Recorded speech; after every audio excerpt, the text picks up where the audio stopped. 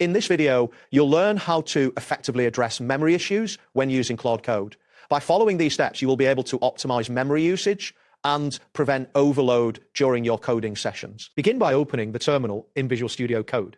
You can do this quickly by pressing the Control key and the backtick key simultaneously. The terminal will appear at the bottom of your VS Code interface, ready for input. Next, check the current memory usage specific to Claude Code. If you're using Windows, type the command task list, find strict Claude into the terminal and press enter. This command will filter the task list to show only processes related to Claude, giving you a clear indication of how much memory it is consuming. For those on Linux or macOS, you will use a different command, enter $P$crep-F Claude and hit enter.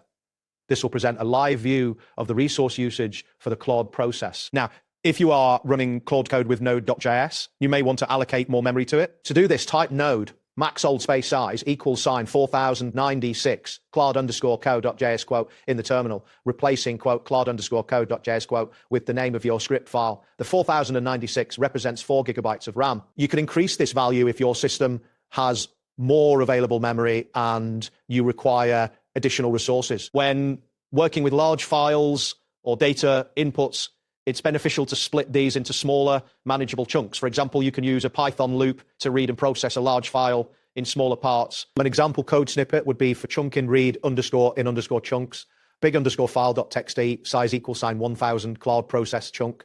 This approach helps prevent memory overload by ensuring that Claude processes smaller pieces of data at a time. After completing each task, it is important to clear memory to optimize performance.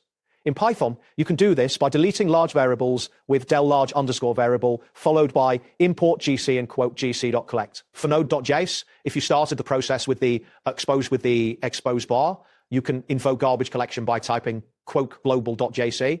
This will help free up memory that is no longer needed. Finally, make it a habit to monitor memory usage regularly. You can use the VS Code terminal for basic checks or utilize tools like HTOP, Task Manager, or Nodes Clinic to keep track of memory consumption. If you notice that memory usage consistently exceeds 80% of your available RAM, consider splitting your tasks further or increasing the memory allocation. That wraps up today's guide.